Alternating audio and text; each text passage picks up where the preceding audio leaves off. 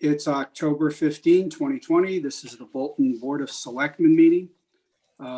Tonight, leading off the agenda is going to be an update on timeline with negotiations with Lovecraft for the marijuana dispensary on Main Street. We'll be having an update from the town administrator, Don Lowe. Then we'll be going to public comment.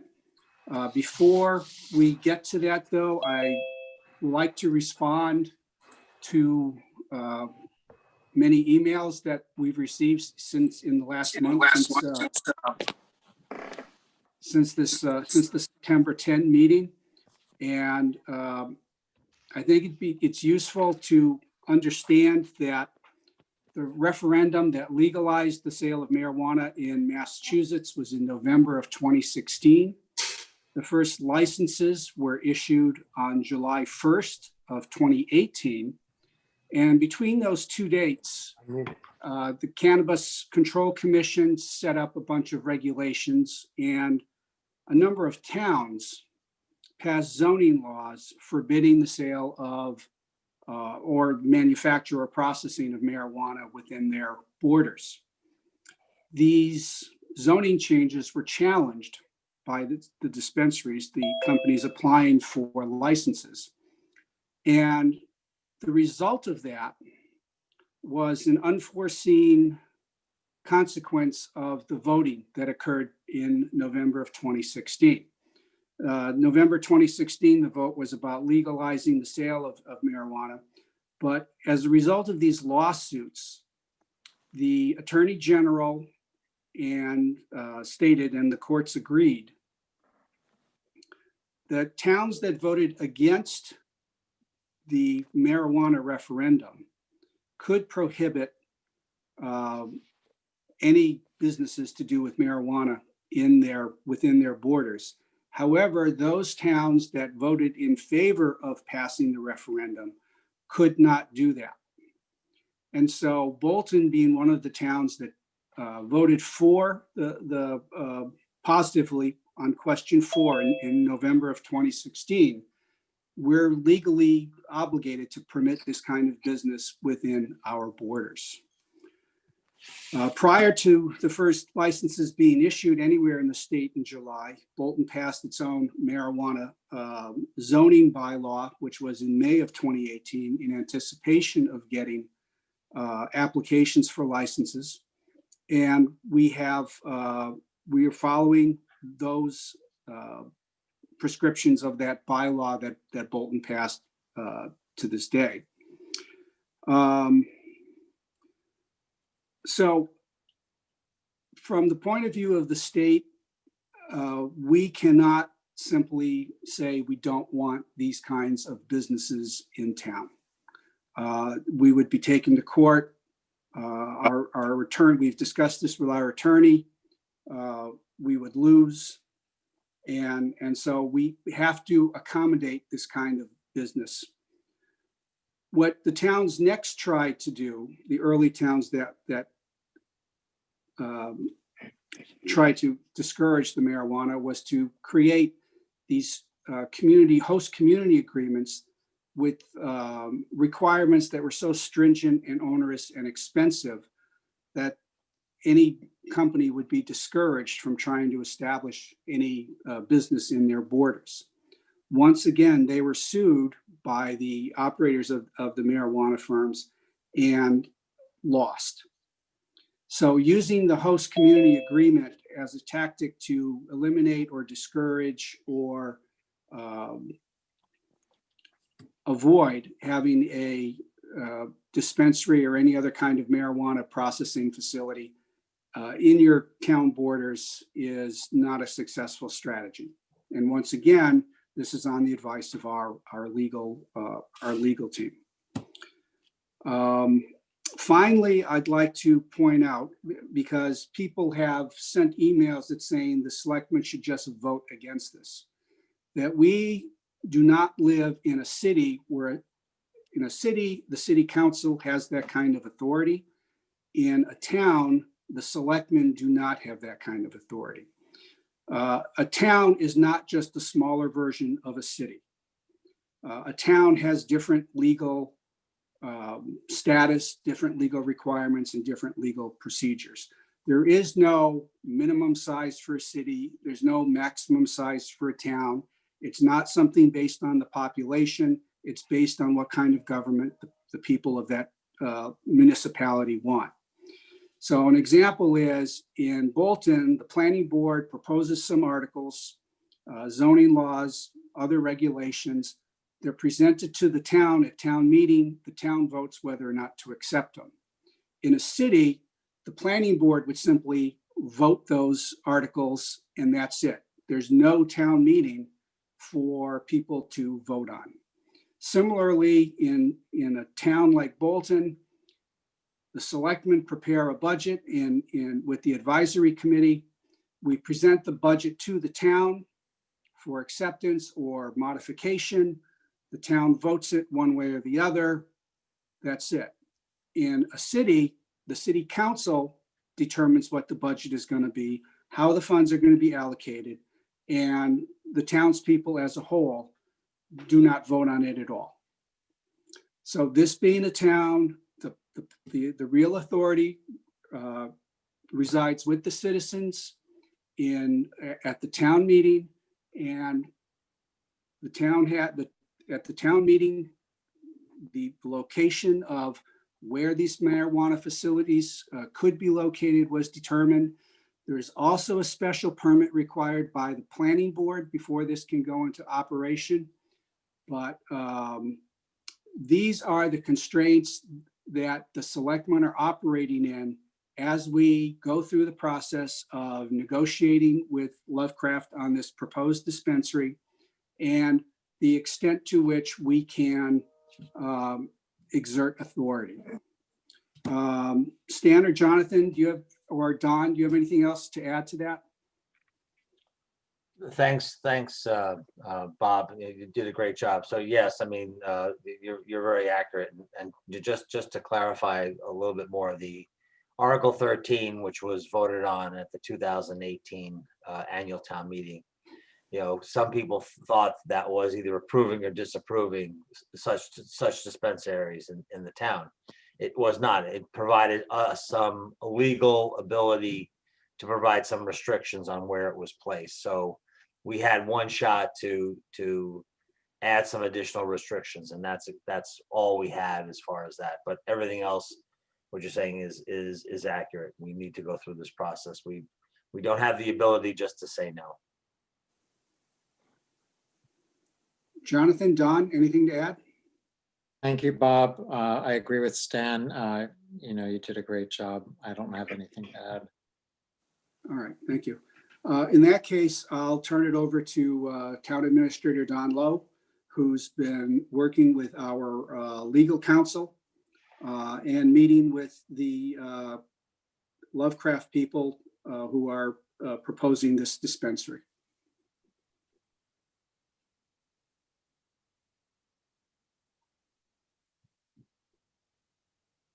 Thank you, Mr. Chairman. Okay.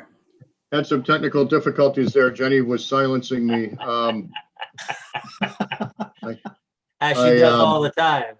She does. I wanted, when I was being muted, I did want to add one thing. I agree with what all three of you said. And just one further point on the zoning. If the town of Bolton had not passed zoning at the town meeting of 2018, this would have become as of right, and this type of facility could be placed anywhere in town. So I would just wanted to make that point as well. Yep. That being said, the agenda item is for me to provide an update on the timeline for negotiations, and I would like to inform the board and everyone that Town Council and I did meet with representatives of Lovecraft to discuss the details of a potential community host agreement or host community agreement. We had a good meeting and we made some progress. Council and I have a few items that we need to discuss amongst ourselves and report back to Lovecraft, and Lovecraft is doing the same within their own team. So certainly it was a productive meeting, but there's more discussions to be had. We anticipate having a draft host community agreement to present to the board at the near future, in the near future. At this point, we don't have a second meeting scheduled with Lovecraft yet. We will get one scheduled, presumably in the next week or two. The next Board of Selectmen's meeting is in 3 weeks, and I certainly expect that we will have had a second meeting with them by then. I don't want to set expectations as to when we think we might have something to submit to the board for your consideration, but we are progressing fairly well. And Council and I took all the comments that we've heard from the citizens, and we are doing the best we can to address them to the extent that we can. Okay, thank you.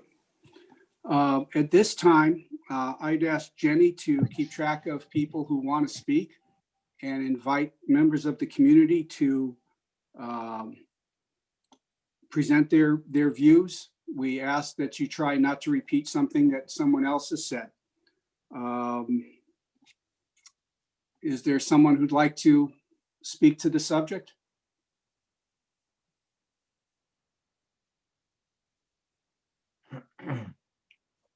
I see Mr. Bergsbacken raising his hand. Can I just ask people to use the raise hand feature that's in Zoom rather than raising a physical hand, because there's a lot of participants and I can't keep my eyes on the whole screen at once. But the moment you use the raise hand feature, your name will pop up at the top of the screen and I could track it more easily. Sorry, Jenny, this is Dave Brooksbach in Bolton Woods Way. I'll look for the raise hand feature. For some reason, I'm not finding it on my screen. I believe it's down in the participants tab. And then you would click on the, I think it's 3 dots next to your name and you should see that Thank you. option. You're welcome. Dave Brooksbach in Bolton Woods Way. I had one question for each of the selectmen. Basically, I'd like to understand what are the primary factors going into each of your decision-making process in favor of or against approval of an HCA for Lovecraft's proposed dispensary? And to kind of couple with that, what would be a case where you would actually vote against it? You know, what would be a mitigating factor where you could not support it? I guess I just want to understand what is going into this decision, and coupled with that, why would you rather not vote? I'm thinking out loud here, but you know, this is a public forum. And so anything I say about what I'm for or against or strongly feel is like negotiating. It's like a one-sided negotiation. And I understand the reason for the question. I want that too, but at the same time, I'm not doing anybody a favor by coming out and saying, here are the 3 things that are most important to me. Here are the 2 things that I really don't care about. So I'm sorry to disappoint you on this, but I feel it's proper for me to for us to just pass on that question. I would want to go back to what Don said. Don did talk to me a bit about, or we did talk in more detail about the meeting today that he'd had with Lovecraft and about the agreement that they crafted, Don and the council. And I do believe that it's touched upon all the issues that have been brought up to the selectmen in emails or in these video Zoom sessions.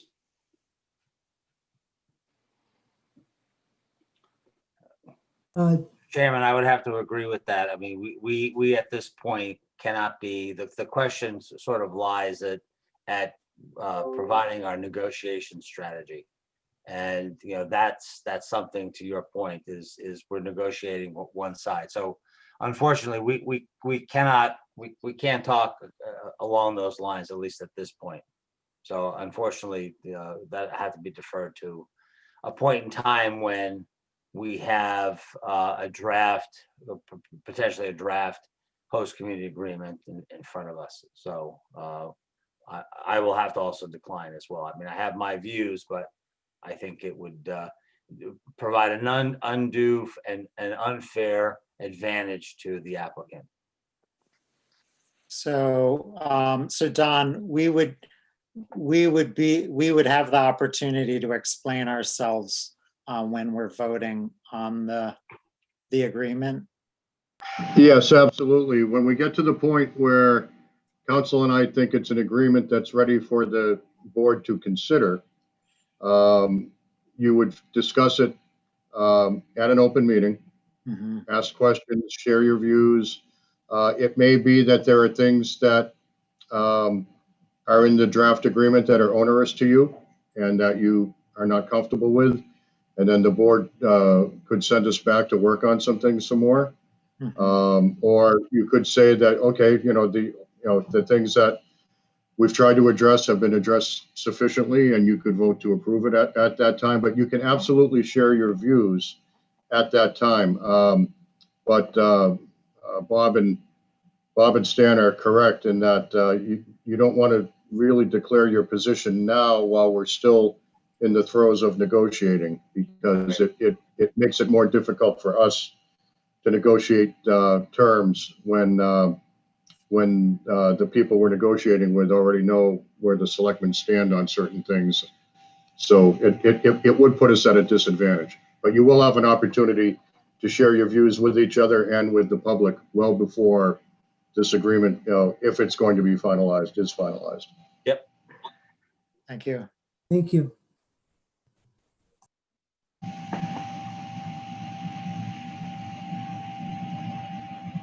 Is there anybody else?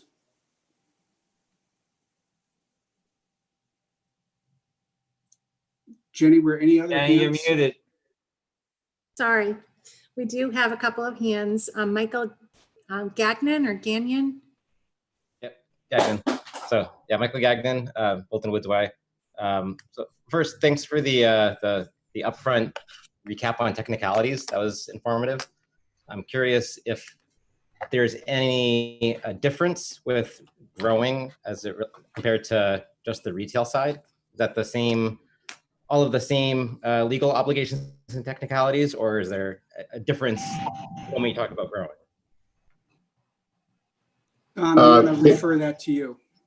It's the same legal requirements, no matter what the use is, whether it's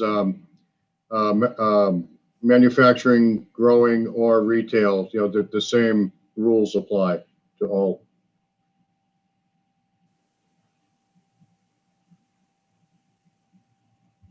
Did you hear me all right?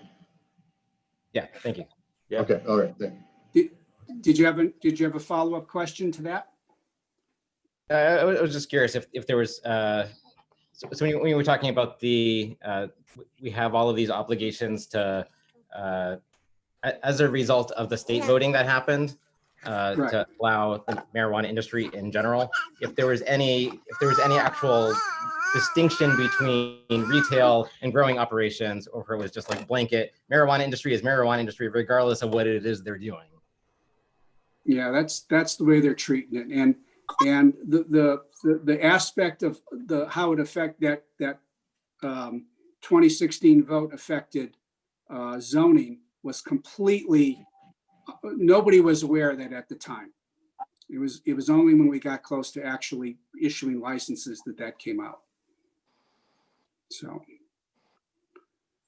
all right, is there someone else who'd like to make a comment? There was one hand that has been lowered.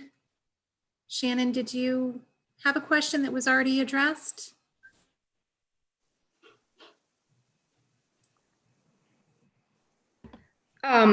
No, it wasn't addressed, but I was kind of trying to figure out what I wanted to say. So basically, you're saying that you can't just say that we don't want this type of business in our town, but when it goes through, when you bring the plan, like the final plan, and you get to vote on it, at what point is it okay to say that you don't want this? And how is that legal at that point? Like you can vote it down based on the plan, based on the business? Well, we could say that we cannot come to an agreement on a host community agreement. Okay. The applicant could then go to the the Cannabis Commission and say, they put very onerous conditions on us in this host community agreement. We're not agreeing to that stuff. The Cannabis Commission could look at that and then decide whether, if they agree with the applicant, they could grant the license anyway. And we'd have no host community agreement. The purpose of the host community agreement, or the intent behind the host community agreement, is to offer the town some kind of remediation or mitigation for the new costs or any other civic inconveniences created by this new industry. And there's two ways that you get money out of that. One is in the case of a dispensary like this, is just the retail sales, but the other is whatever you negotiate in the host community agreement. Some towns want ball fields repaired or created, and there's no limit to what you could put in that. But if we don't come to an agreement, that doesn't mean that the Cannabis Commission will not grant the license. And Pardon me? I'm sorry, I thought you were done, Bob. I'm sorry. Well, I guess the only other thing I wanted to add there is the question was kind of open-ended. And when you say, when we review the plans, we don't review the financial plans. We don't review the financial capabilities and the backgrounds of the people who are going into this industry. That's not something that local towns are allowed to consider when they're dealing with this kind of situation. The Cannabis Control Commission does review all that stuff before granting a license, but of course they're applying a more uniform set of standards than we would in town. The Cannabis Control Commission does do a very deep dive on background.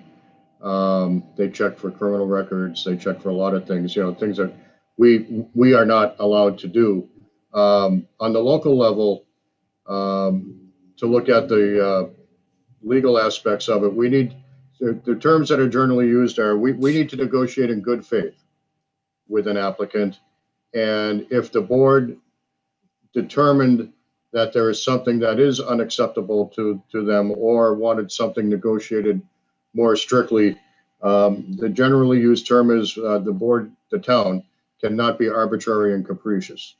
We cannot just, declare something is not acceptable to us without a good reason. With a good reason, we can say that, but we can't just say no. We have to say no with good reasoning behind it. And that's what comes out of negotiations, where there are areas of concern that are discussed, and either the areas of concern can be sufficiently addressed or not. Did that address your question? Yes, thank you. Okay. Jenny, is there somebody else? Yep, we have 3 hands raised right now. Pat Clark is next. Hey, Matt from Bolton Woods Way. Thank you. In the negotiation process, is there potential for a renegotiation of like a location, like the other runner-up locations of where we zoned this possibility to be? Like, obviously ours is right down the street from us, but there's other locations, right? And is that on the table in the host agreement, or does that come later? You know what I mean? No, that's actually not on the table. These people have a purchase and sale agreement in place there. This is the facility that they chose, and it's legally allowed by zoning. Okay. All right, thanks. Okay, thank you. Next, we have Tim, and I'll just remind Tim to please identify himself because he does not have a last name. Hi, Krista Diamantopoulos.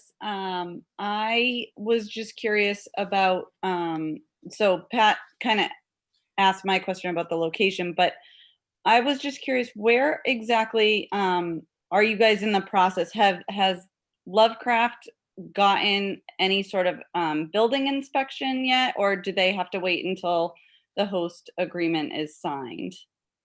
They would not get a building inspection until they actually, that would be part of the closing of the sale. They don't own the building yet.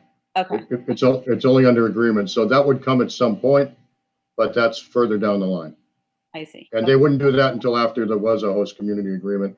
Otherwise, they would have no reason to continue. Okay, thank you. You're welcome.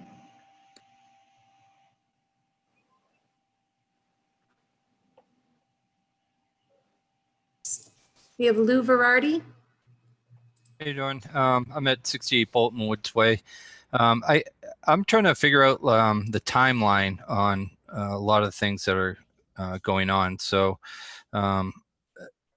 can someone from the board or Don please tell us, like, what's the next step? What's the next timeline? What's the next step after that, and so forth? And then eventually, I was thinking, if you did reject their offer or their the agreement, and they do go to the Cannabis Commission, what is the timing on that?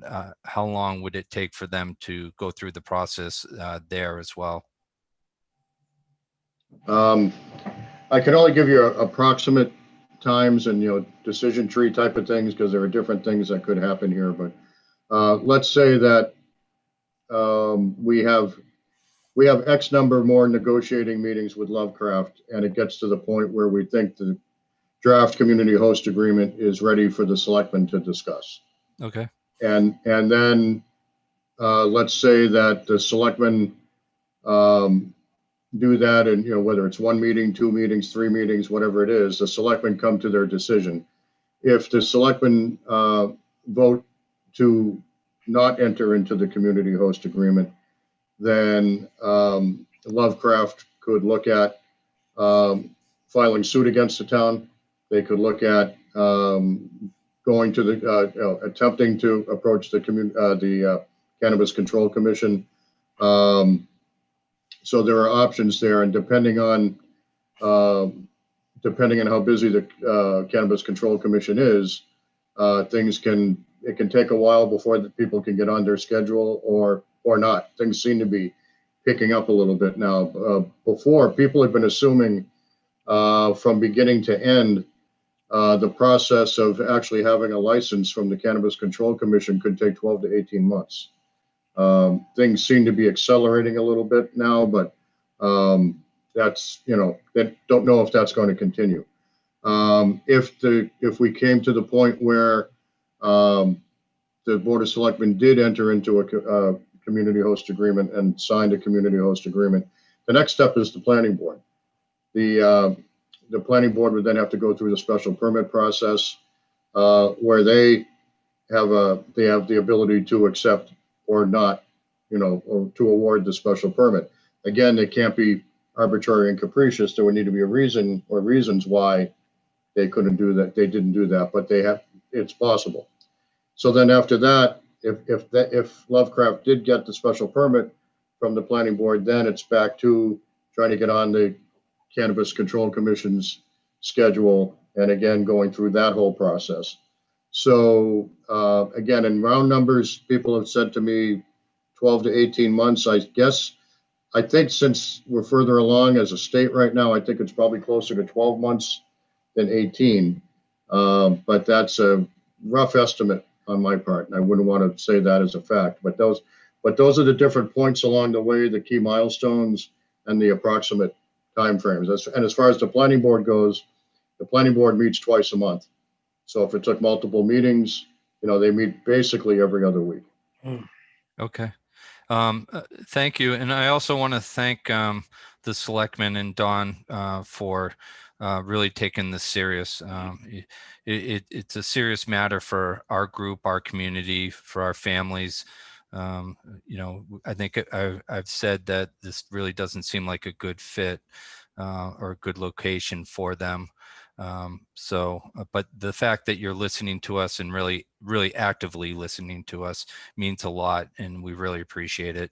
And hopefully you hear enough and have enough reasons for maybe this isn't the right fit and isn't the right choice, and maybe there might be other alternatives that could help out the community, because our goal isn't to shut things down.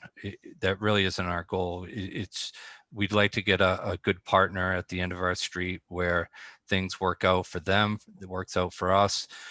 We don't have any problem with that at all. It's just this just kind of doesn't make sense for our community. So anyways, again, thank you. I appreciate it, and I appreciate your time. All right, Thank thank you. you. We have David Bergsbacken. Either me again, Bolton Woods Way. I think this is probably an easy, quick question, but I'm a little confused about the draft HCA proposal when it is given to the selectmen. Obviously, they'll have a chance to review it. At that point, will that draft proposal be available for the public to view and comment on? And part of my curiosity is we're kind of like outside of this negotiation process. At that point, when it becomes public, I'm assuming there's going to be kind of another potential negotiation process, and you can provide some input and comment that maybe could go into that. Well, it's standard law that any document that's presented at a public meeting has to be available to the public. So if we get to the point of discussing a draft of the HCA, it'll be available to whoever wants to download it or however we distribute it. I understand your point about your kind of on the outside waiting to see what happens, but that's what happens in a negotiation, right? So Don, did you want to add something to that? I did. I mean, I was going to say what you said, which is once a document is presented at an open meeting, at a public meeting, open meeting law requires, well, it becomes a public document and anyone has the right to see it. At the moment, that document is attorney-client privilege. So it's not considered to be a public document, but yes, we could make the document available that night. It is available. It would be available for people to review. I don't want to get out over my skis, but certainly I think the Board of Selectmen have demonstrated that they're very open to hearing concerns from the public once the document does become available. And I think there are ways there are ways to be able to accept that input. Okay, thank you. Are Are there any other questions? There are two more. Rebecca DePippo. Hi. I was just wondering, is looking further down the line, is there any considerations being made to restricting travel on our road? I know that building has an exit directly to Main Street, but it also has exits to Bolton Woods Way.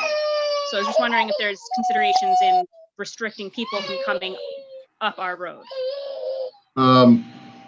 Again, without getting into specifics of negotiations, I'm comfortable saying that those concerns were heard loud and clear already, and we are looking at exactly what we can do to do whatever mitigation we can as far as impact with traffic on the road. We heard that very clearly, and we're doing what we can about that.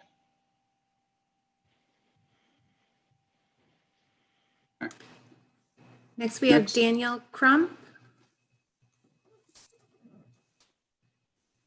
Okay, can you hear me? Yes. Okay. Thank you, Selectmen. I know that we've gone over on time, so I don't want to take a lot of it. My name is Dania Crump, and I'm from Bolton Woods Way as well. I'm also a clinical therapist. I work at Harvard McLean.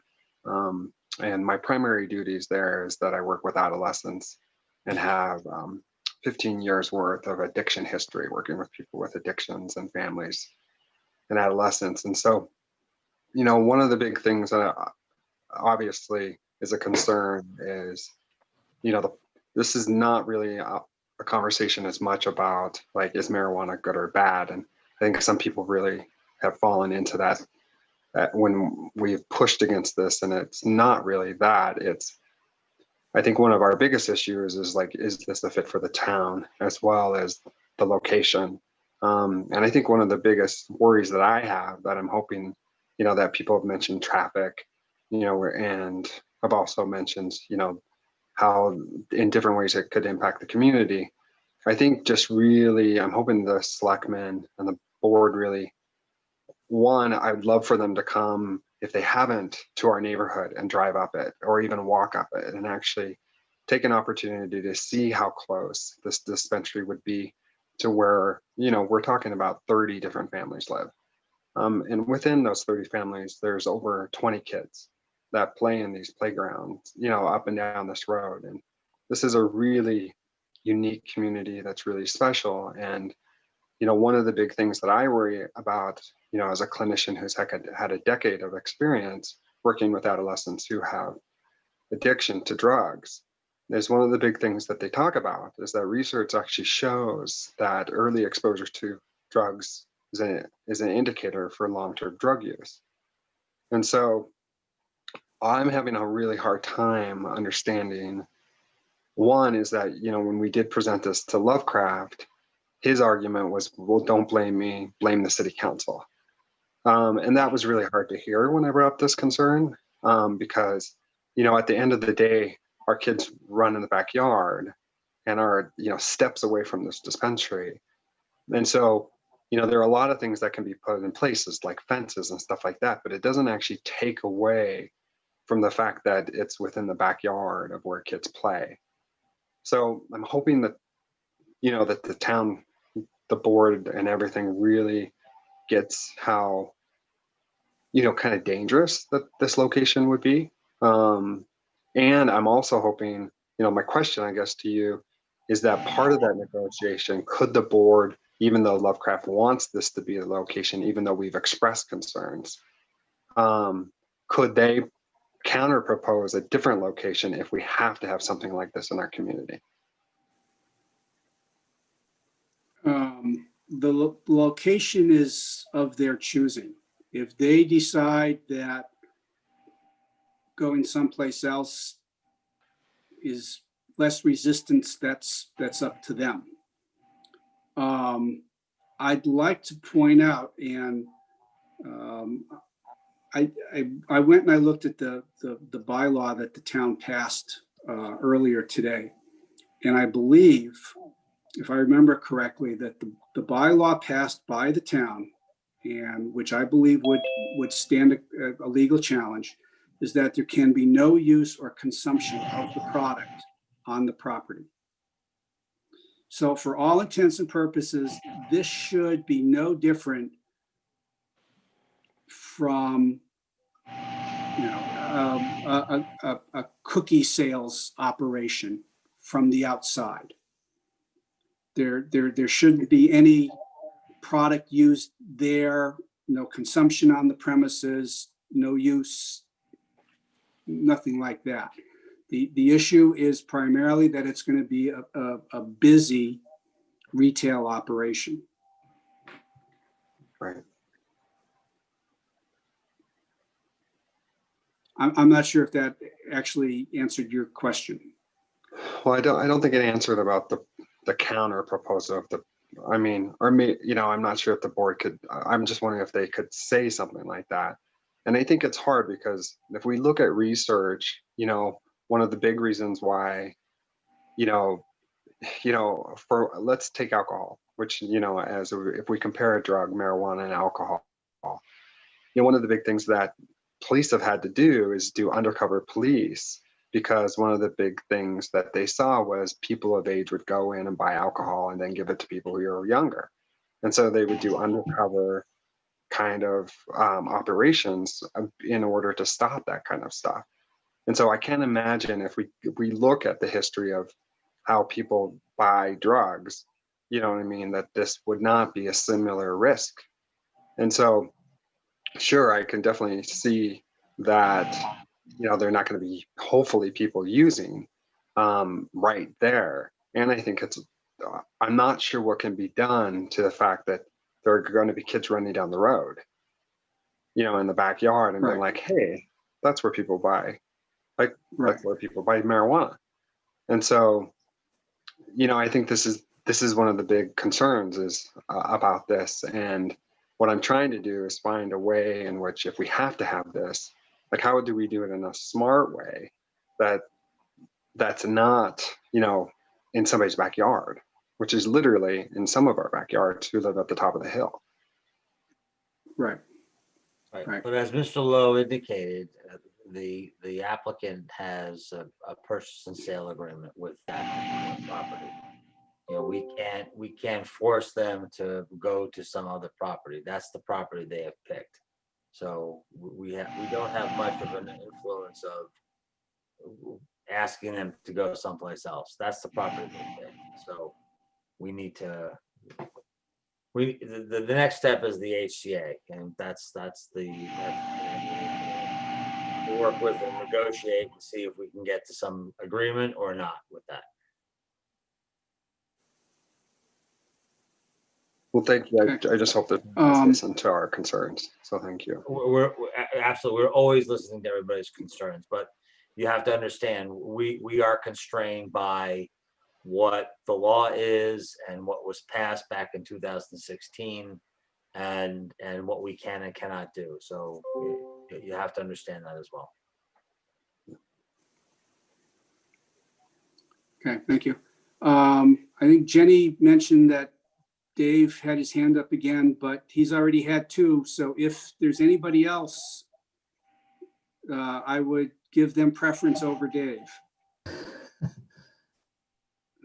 Is Jenny? But you didn't answer the first question. Yes, Is Dave the only person with his hand up? he's the last hand. All right, this will be the last question then. Okay, thank you.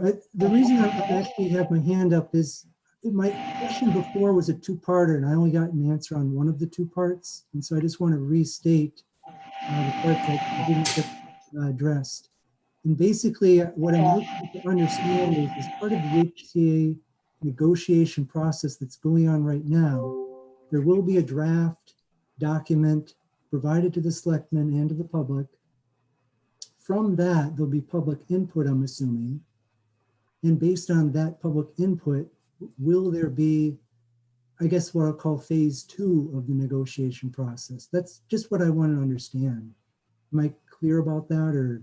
Well, yeah, you're asking based on public feedback, will the selectmen go and reconsider some things? Okay, and I guess since I'm negotiating in public, I have to say I wouldn't rule that out. Okay. We'd certainly entertain that as one of the avenues that we could pursue. Thank you. I just wanted to make sure that I was clear on that. And I assumed that that was the case. I just wanted to make sure. Okay. Thank you. Thank Okay, you. thank you. Okay, moving on. Our next item on the agenda is an update on developments in the past year in the fire department and the EMS service with Chief Legendre.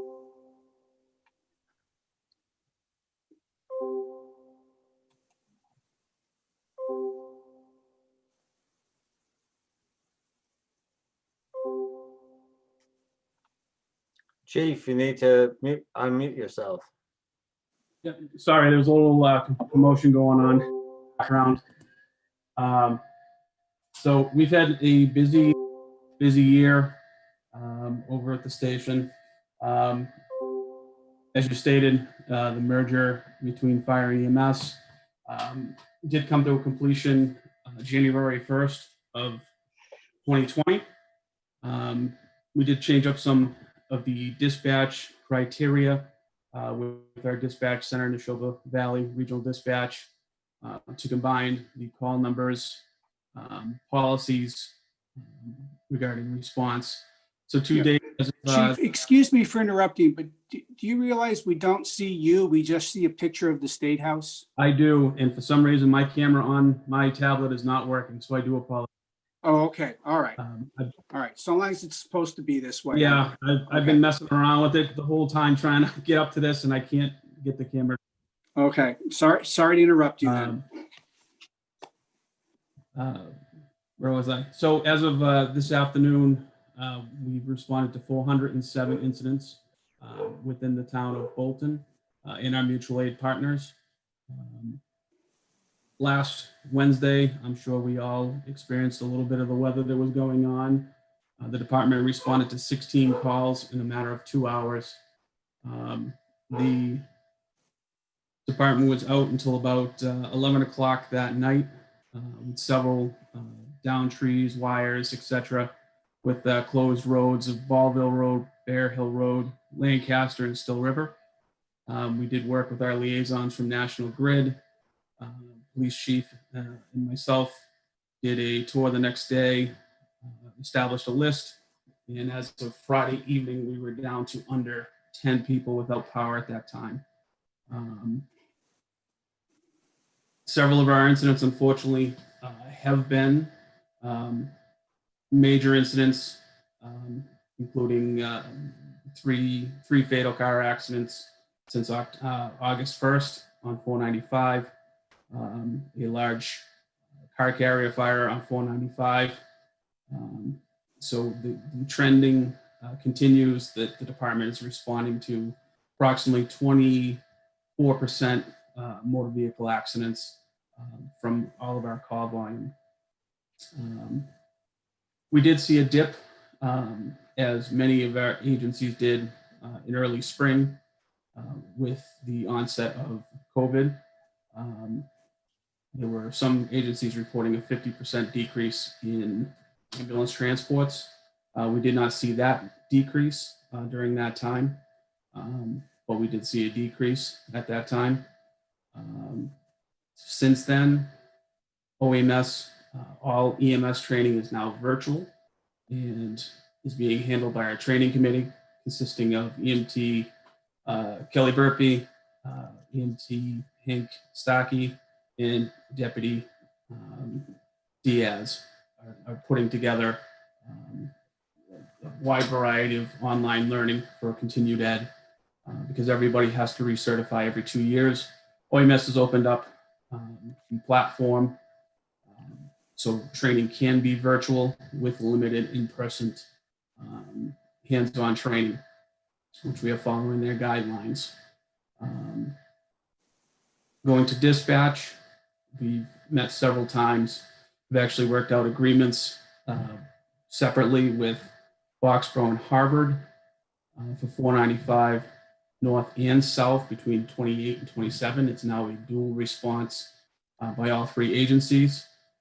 We will be operating on the host community's radio to streamline the process for additional resources and requests out on the highway. Additionally, we've met with Berlin and worked out an agreement between 26 and 27. So there is a dual response for that section of our highway as well. Let's see where I want to go next. Training, we train every Tuesday night. A couple of the last trainings that we've had, we're fortunate enough to bring in a training simulator to have our pump operators experience a real live fire, but while operating on a remote controlled platform through a company called FDSS, which is out of Littleton.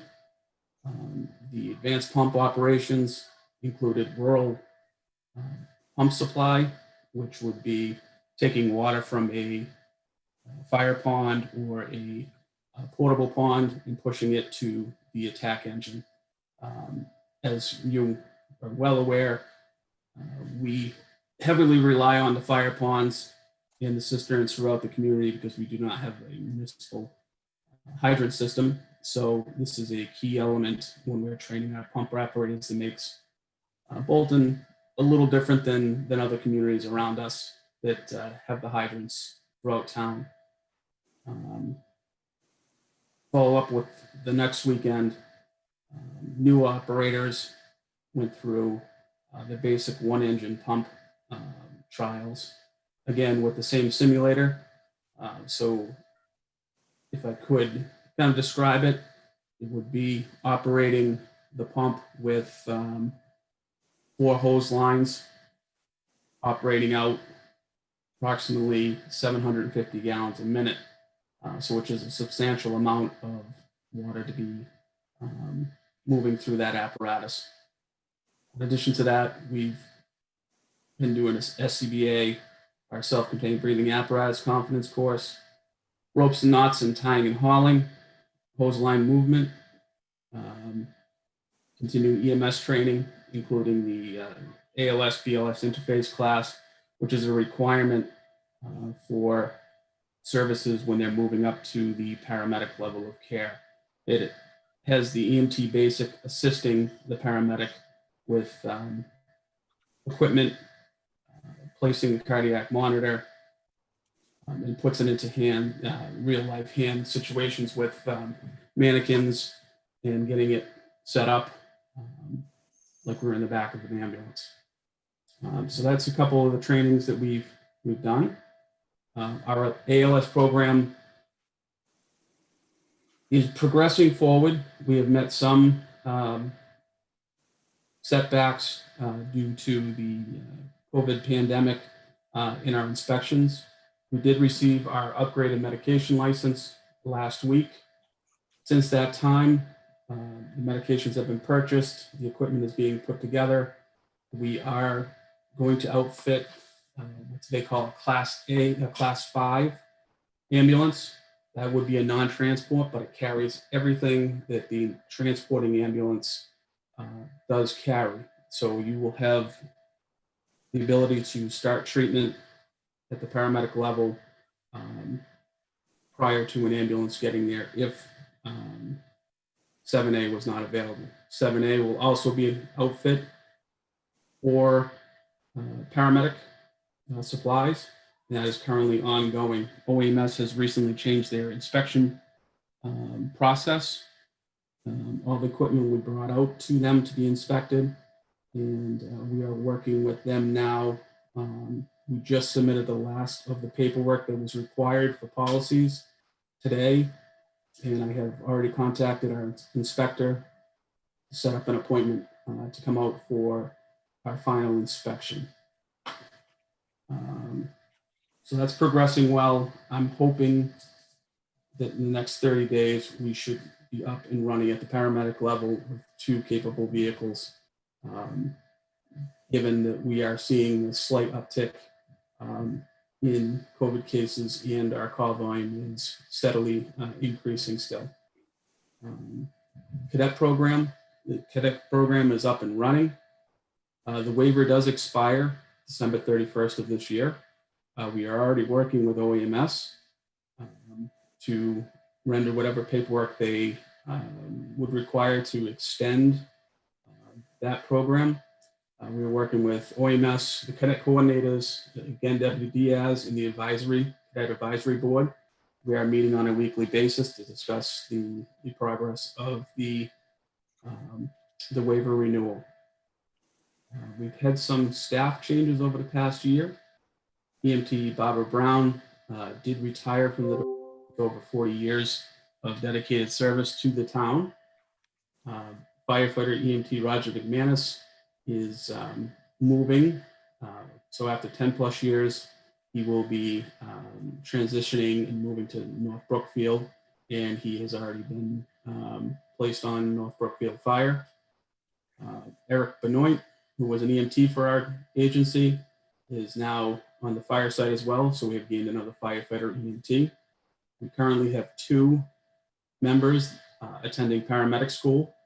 One is just about to enter practicals, and the other one is finishing up classroom. So we're looking at approximately 8 and 12 months respectively to have them back and certified at that level. Grants, we covered this, some of this last meeting, I believe, but we have another one tomorrow. The short form goes in for the building resilient infrastructure. We're looking at making the public safety building ready to accommodate the changes that are going on. And the second, there's multiple bites at this.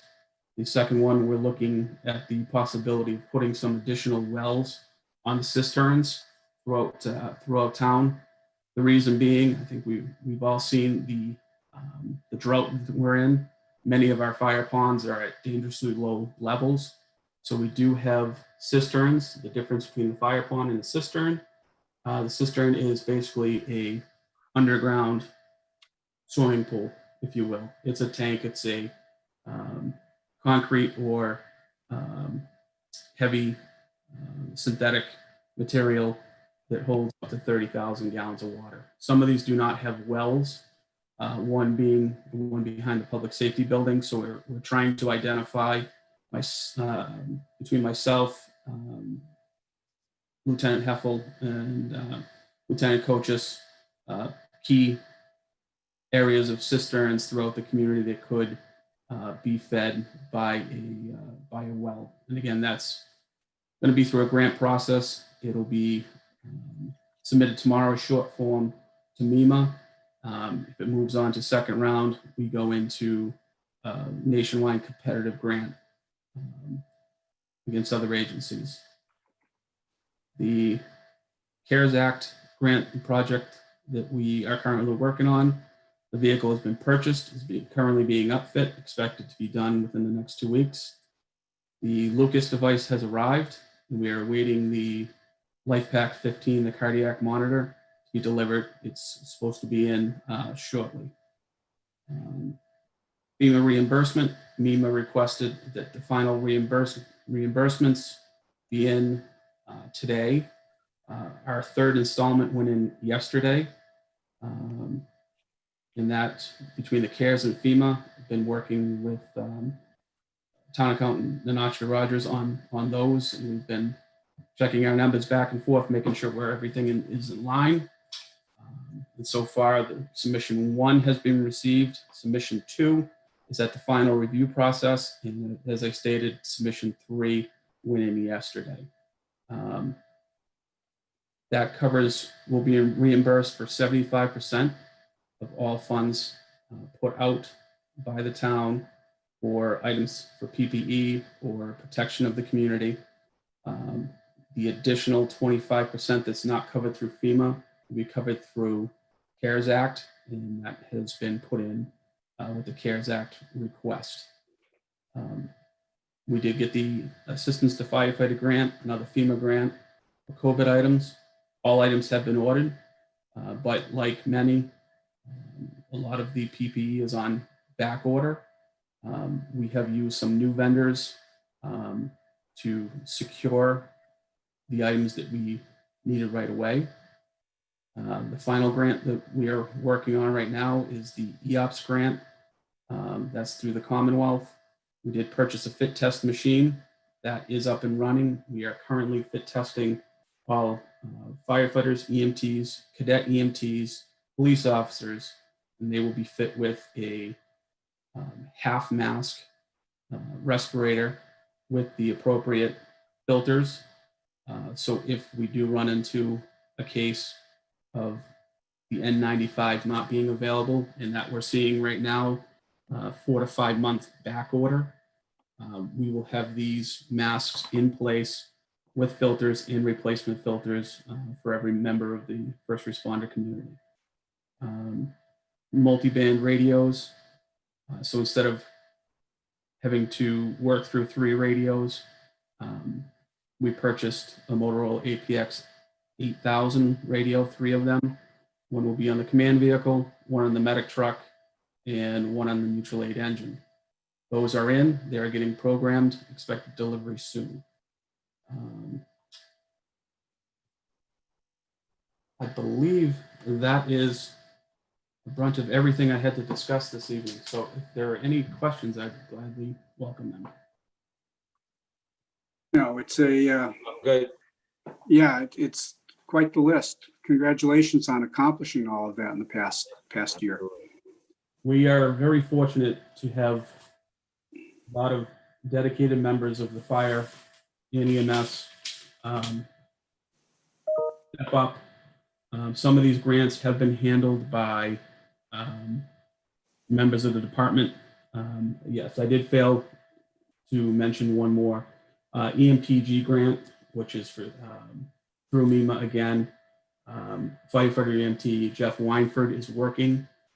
We are in hopes of spreading everybody out and keeping everybody 6 feet or more apart.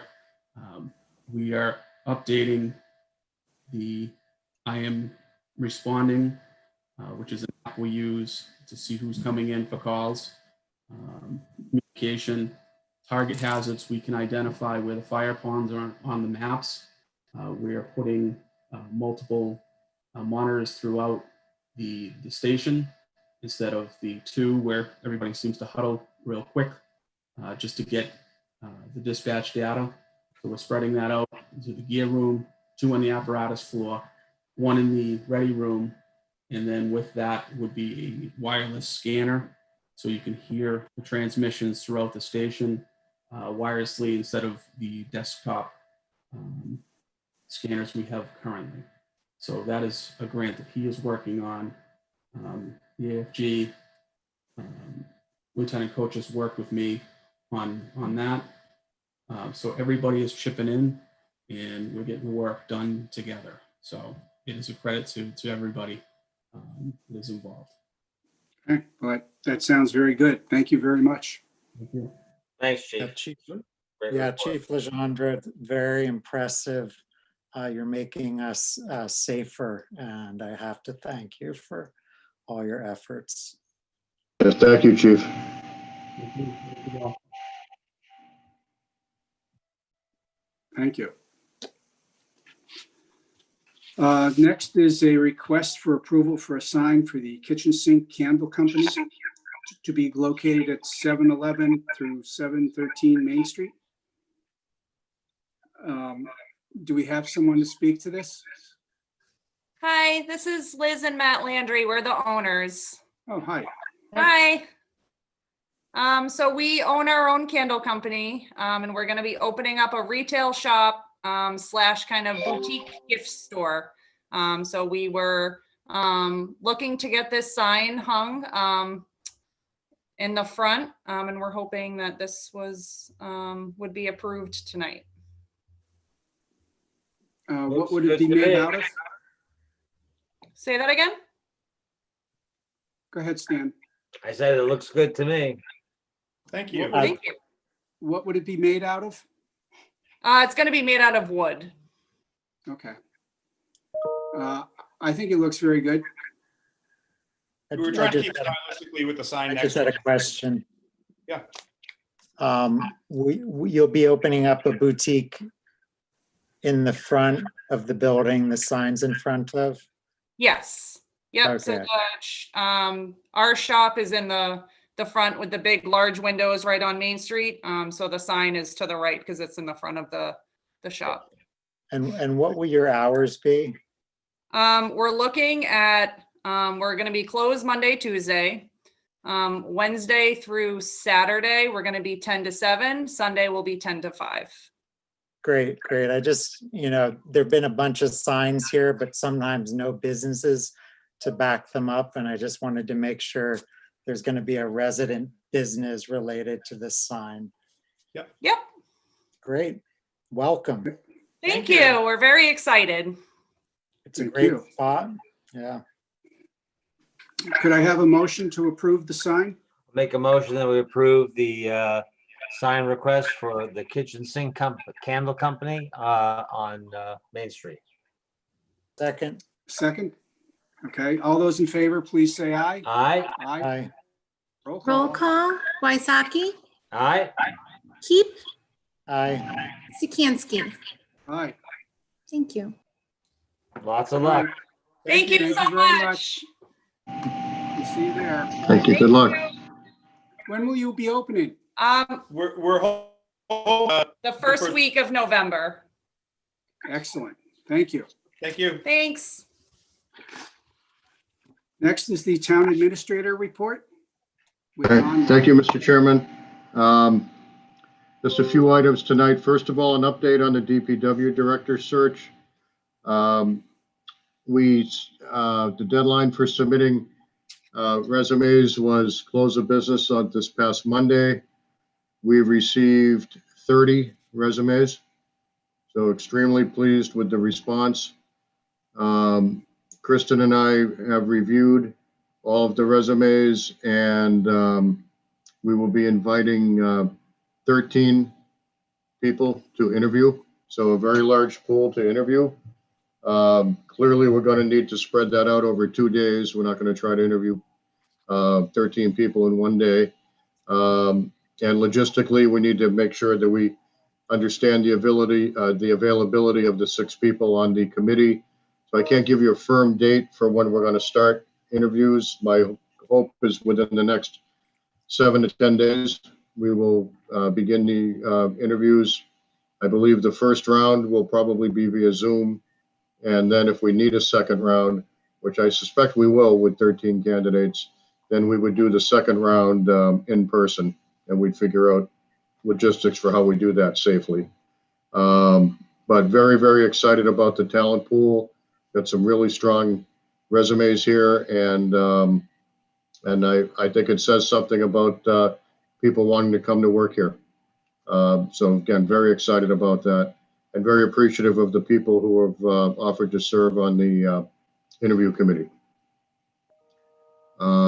Next, COVID-19 update. I don't have a lot to share. I will say that I, along with every other town administrator and town manager in the state, I'm sure we're concerned about winter approaching and how we can keep our buildings as safe as possible, and positivity rates. So I have ordered 4 air purifiers, I guess would be the right word, with the UV option and the HEPA filters. So very strong items. 1 for the upstairs of the town hall, 1 for the downstairs, 1 for the DPW office, and 1 for the senior center. And I hope to have those installed in about the next week and a half at the most. And you could see these are really, the demand for these is really rising. When we put the order in, there was a limit of how many you could buy already. So you can't just go off and order a ton of them. So hopefully, we've gotten out ahead of it, I hope. And this particular unit was highly recommended highly recommended by the fire chief. I reached out to him to get his opinion, and he had done considerable research on just this. So he was extremely helpful with determining which would be the best unit for us. So there's that. I did want to mention that statewide, the 7-day rolling average, in August, we were down to, or September, I'm sorry, we were down to 0.8% positive testing rate. We're up to 1.2, which is still low compared to a lot of states, but the uptick just makes me a little nervous. And on the local level, Bolton had been at 13 positive cases for several weeks. We went up to 14 2-3 weeks ago. We're now at 17. So we have seen some movement on the numbers. The people that don't live in a small town, So people that live in a small town, people that don't live in a small town, 14 to 17 doesn't sound like anything. To me, it's a significant percentage increase. So again, not panicking, but just noting it, that we're seeing these upticks at the state level and at our level as well. We're obviously still a gray community, which is the lowest you can be, as is Stowe, as is Lancaster. So I would just like to point that out. Also, under the FY20 Massworks update, we walked the site. We walked the site last week with our engineer and the contractor. And contractor had the specialist out that runs testing on the lights. We did a 1 month test on the lights, the traffic lights. Everything passed just fine. We went through the punch list. The soil had been redone for the grassy areas, and hydroseeding had been done. One thing that was noted, which surprisingly wasn't caught by any of us, including me, when we did the original site walk, was for the bicycle lanes, the logos had never been spray painted in the bicycle paths for the bicycles. So that will be done. If it hasn't already been done this week, it will be done any day now, to make sure we have that in there. So we have accepted the lights. We've accepted much of what was done. I've authorized the release of some of the retainage. We will still keep some of the retainage until spring. And then once we do the final sign off in the spring, we'll release the last of the retainage. So, so there's that. Also, not on my agenda, but a note that I wanted to make too. We've been getting a lot of questions about Halloween and what's the town doing about Halloween. So as I had said previously, the the Parks and Rec did not authorize the Halloween walk this year, the traditional Halloween walk. There are no Halloween hours, no trick-or-treat hours established this year or recommended this year by the police department. Tuesday night, the Board of Health voted to discourage door-to-door trick-or-treating this Halloween and recommends that parents and the public follow the CDC and state guidelines for safe celebrations this season. Obviously, we don't have the authority to ban or forbid Halloween activities, and we know there are some neighborhoods that will probably like to do this. We hope that they do it safely and responsibly, and to coin a movie phrase, parental discretion is advised. So that's my report for tonight, unless anyone has any questions for me.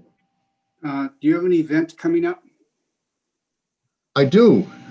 Thank you. You're always a good pitch man for me. Tomorrow at 8:30, from 8:30 to 9:30, I have my third virtual coffee with the town administrator. We had an increase in the crowd. The first time I tried it virtually, it was Jenny and Ken Troop and me. And last month, I broke my all-time record. We had 10 people, not counting me, at the last one. So I was very glad to see the turnout. It was a really good session, a lot of good questions, and I'm looking forward to people attending tomorrow. Thank you. And how can they participate? They send $10 to the Bolton Town Administrator. Only 10?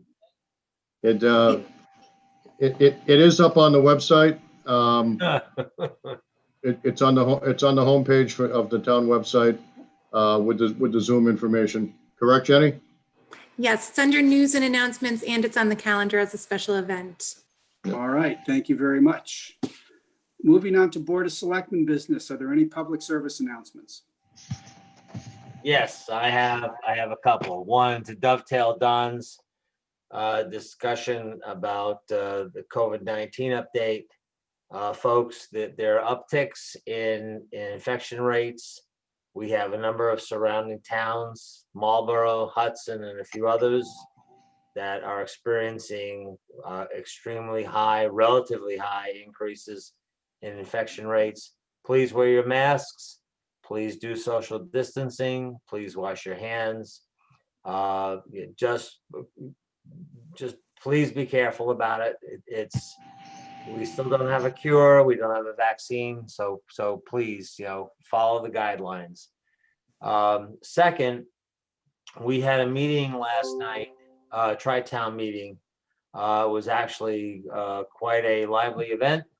We had, in some cases, over 60 people participating in a Zoom meeting. I want to let you know that the town of Bolton has actually added an additional page on our website under Your Government, which is concerning Tri-Town meetings. It lists the Bolton key contacts, including the school committee representatives. There's been a lot of discussion that the inability to reach our school committee reps directly. So now you have their email addresses directly. Also on that page is the chat log from last night's meeting. So you'll be able to see the conversations that went on. I don't know yet if Bolton Access Television has posted this meeting to their website or to their YouTube channel. You can actually get access to it on the Stowe TV YouTube channel. Just want to let people know that there's a lot of activity going on in terms of parent concerns about access to the administration and the school committee and getting questions answered. There's a lot of activity and discussion about a hybrid option for the high school. The selectmen, at least the two that participated last night, myself and Bob Sikansky, we're not advocating one thing over another. We're not the experts. But what we want to do is make sure that that conversation gets facilitated, that the school committee is receptive and answers the questions and responds to parents' concerns. So we are anticipating having another Tri-Town meeting, hopefully within the next month. So please stay tuned. But if you have any questions or concerns, I have spoken to dozens and dozens of Bolton, Lancaster, and Stowe residents. Feel free to reach out to me or to Bob or any of the selectmen if you have concerns. But this is a high priority topic, and we want to facilitate getting to a resolution that's acceptable to everybody. So that's all I have to say about that now. Yeah, I would just add to that last night, the Tri-Town was a very lively, extended conversation. And to reinforce what Stan is saying, I didn't take a position about hybrid, remote, or anything else. My concern was just the lack of communication that people have been telling me about for the past week and a half, 2 weeks. Exactly. So we certainly addressed that. I'm not sure it's solved, but if it isn't, we'll bring it up again. And that's why we're going to be continuing to have these Tri-Town sessions. Thanks, Bob. Yep, thank you. Next, we need to execute the warrant for the 2020 state elections, which will be held the third day of November at Neshoba Regional High School Auditorium from 7 a.m. to 8 p.m. for the purposes of electing officers. And there are two questions that we are being asked to vote on. I don't know what happened to question 2, but the copy of the warrant that I have has a question 1 and a question 3. And I assume that the question 2 is not something that pertains to the county of Worcester, but I don't really know for sure. Don, do you know why there's no question 2? I think it's probably just, I think it's probably an oversight with copying. There is a question 2, and the question 2 is ranked voting. That's right. Okay. So fortunately, I remembered that because we don't rehearse these, so I didn't know that question was coming, but I did know. I do remember that Question 2 is ranked voting, so I'm sure that was just a copying error. I'm sure it's still was. on the ballot. Sorry, it's a double-sided document and question 2 is on the back. Oh, I'll send that over to you, gentlemen, Let me look tonight. on the other side of my iPad. I'm sure I'll see it there. Ah. Yeah. I have I'll a- get behind my about that. credenza and look at it. There you go. All right. Do I have a motion to, what do we call it? Execute the warrant for the 2020 state elections, including both sides of the document. So moved. Second. All those in favor, please say aye. Aye. Aye. Roll Roll call. call, Wysocki, Aye. Keep, Aye. Sikansky. Aye. Thank you. Next, we have a vote to extend temporary liquor licenses for outdoor seating for any period up to and until 60 days after the end of the state of emergency. So you may remember a few months back when Governor Baker allowed for outdoor dining and the loosening of, or the modification to liquor licenses, and we went with the new liquor licensing scheme for outdoor dining, as long as they still had a defined premises outside, and you had given me the authority to go around and approve the setups. Well, part of Governor Baker's order at the time was that it would extend to November 1st. It would extend to November 1st. And subsequently, there has been language introduced, depending on how you interpret it. You could interpret it that the establishments already have the right to go at least up to an additional 60 days, or you could interpret it as the local liquor licensing authority may approve up to an additional 60 days. So taking the conservative approach, we put this on the agenda so the Board of Selectmen could vote to allow for up to an additional 60 days. Now, I don't believe people are going to be sitting outside in January dining, but you never know. There could have some warm weather. We could have tents with space heaters. You just don't know. So we wanted to make sure that the Board of Selectmen considered giving the local businesses the option of doing this if they so chose. I think it's a good idea. Do I have a motion to extend the temporary liquor licenses for up to 60 days after the state of emergency is ended? So moved. Second. All those in favor, please say aye. Aye. Aye. Roll call, Wysocki, Aye. Keep, Aye. Sikansky. Aye. Thank you. Next up, to approve the bills and payroll warrants, W21-8 and W21-8A. Do I have a motion to approve? So Motion to moved. approve. Second. All those in favor, please say aye. Aye. Aye. Roll call, Wysocki, Aye. Keep, Aye. Sikansky. Aye. Last on the agenda is approval of minutes that have been reviewed by the Selectmen for the dates of August 12th, September 10th, and September 24th. These are regular meeting minutes. Were there any modifications to them, Jenny? There were no changes for August 12th, but there were changes to the 10th and the 24th of September, and I will show you the red lines now.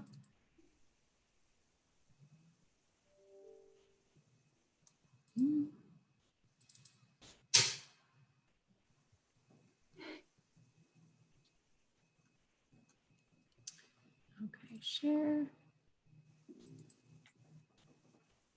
Okay, so these are September 24th, and I think the only change here was a change under the police chief evaluation process that the key position used to read that reports to, and now it reads reviewed by the board. And that was the only change. And should I move on to the September 10th? Sure.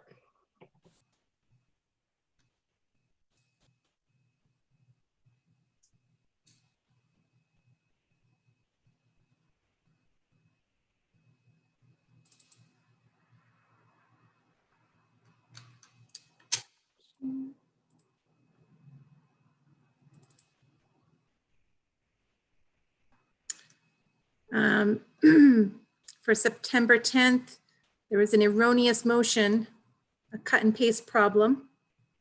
So I've removed that. The section under 58 Main Street, I've reworded it to say, Mr. Kett suggested that the town give back a portion of the road to the Bolton Woods Way community, and they could have a gated community. Okay. That was a quote from Mr. Kett. And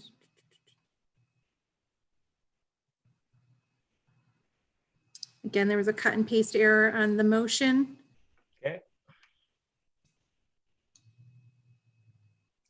And that was it. I think there was a misspelling on here too that I corrected before I started redlining. But that was it. That's fine. Okay, could I have a motion to approve the minutes of August 12th, September 10th, and September 24th? So moved. Second. All those in favor, please say aye. Aye. Roll call. Sorry. Roll call. Wysocki, Aye. Keep, Aye. Sikansky. Aye. Thank you. Can I have a motion to adjourn? Like to Motion make to a adjourn. motion to adjourn. We'll second it. All those in favor, please say aye. Aye. Aye. Aye. Roll call. Wysocki, Aye. Keep, Aye. Sikansky. Aye. Thank you. And the time is 8:27. All right. Thank you very much. Good night, Have a everyone. good night, everybody. Good night. Take care.